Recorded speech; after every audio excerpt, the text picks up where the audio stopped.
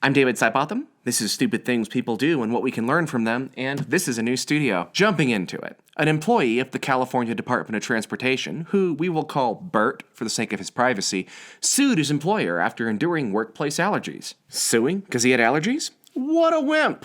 A terrible person, might say. And in fact, that reaction is not entirely different than what he got. You see, these allergies weren't your run-of-the-mill, oh my eyes are watering kind of allergies. This was some hospitalization stuff. And the employer had been well informed of Bert's medical condition at the time they hired him. So, back to terrible reactions.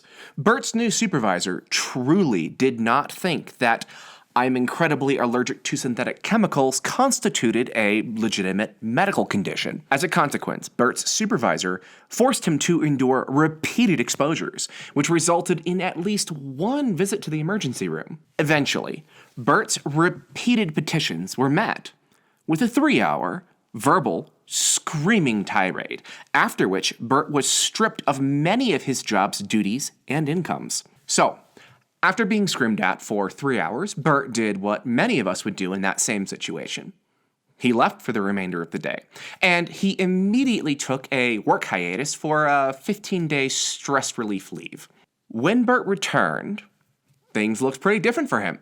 You see, the department had moved on from overtly assaultive verbal tirades in favor of a more direct, torturous approach. This took the form of literally assaulting Bert with known allergenics. At this point in our story, we can skip ahead to the part where the jury responded with the legal equivalent of, "Ya did what now?" And they awarded Bert $3,444,413. $44,413 of that was for lost earnings, and the remaining $3 million was in other damages. But, of course, this is Stupid Things, and nothing is simple. So, rather than taking this as a learning opportunity in how to not spray your known allergic employees in the face with peanut sauce, the California Department of Transportation decided to fight it. By the way, obviously peanut sauce to the face is a joke. This obviously is about chemicals, not peanut sauce, and I'll be honest, I have no idea if Bert got sprayed in the face or sprayed at all. The point is in my book, assaulting your employees with chemicals you know they are allergic to, that's some pretty severe stuff. And the hyperbole, I think, makes my point. Regardless of potential learning opportunities, and David's hyperbole, the Department of Transportation filed for what is called a remittiture. That is a hard word to pronounce, and I'm still not sure if I'm getting it right. Either way, it's an attempt to reduce the severity of a verdict. Specifically, they claimed the non-economic damages part, the $3 million, they claimed that this verdict was the product of something other than the jury deliberating about the evidence. Specifically, they claimed that the amount awarded strongly suggests that the jury was inflamed by passion and prejudice. Or in layman's terms, that's not fair. You're just making us pay out $3 million because you're mad at us. Huh. Wonder why they'd be mad.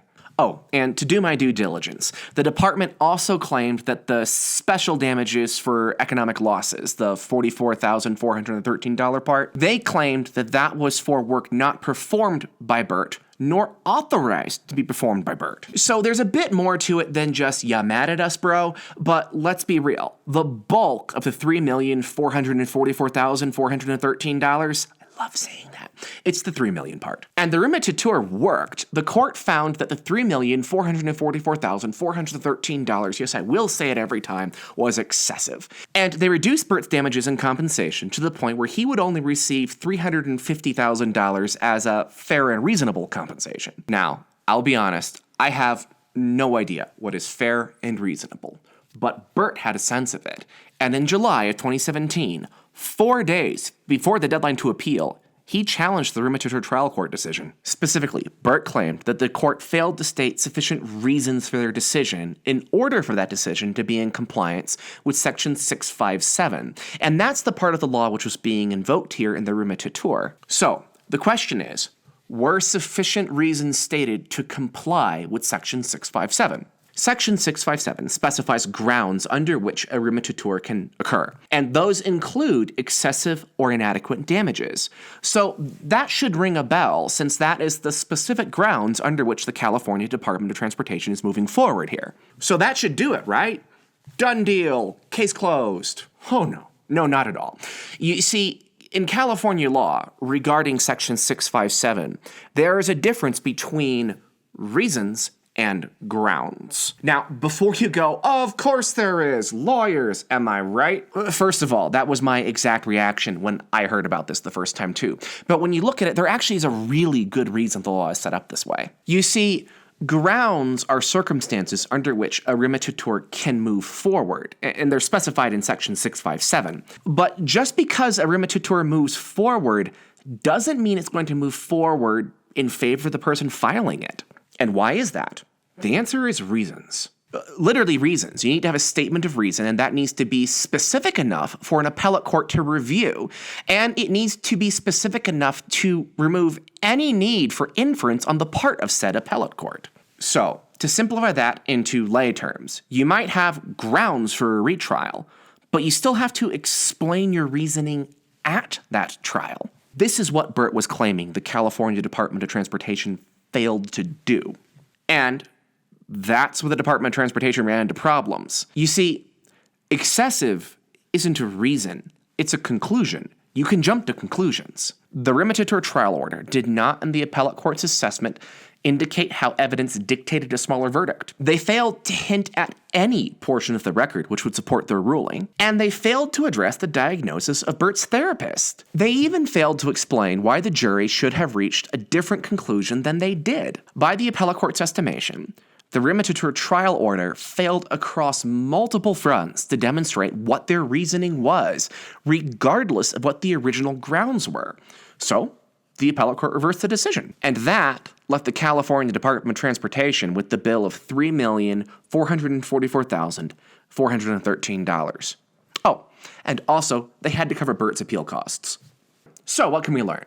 Well, it's important to show your work. Also, don't scream at employees, bully them, or assault them with known allergenics. And I guess a high-level takeaway would be, if you're not in someone's shoes, don't try to tell them whether or not those shoes hurt. It's true that some people will try to exploit legal privileges like ADA and FMLA. In fact, we have done stupid things about FMLA exploitation specifically. But generally, if an employee says that they're in some kind of pain, you should take that seriously. But all of this is just common sense, golden rule, we learned this in kindergarten kind of stuff. The real takeaway is this: appeals have risks. I mean, let's break this down. At any point along the way, the California Department of Transportation could have capitulated. From the very start, when Bert was explaining his needs, they could have accommodated them. No one made them scream at him or bully him. Later on, when Bert was suing for said screaming bullying, they could have tried to settle. And actually, they might have tried to settle.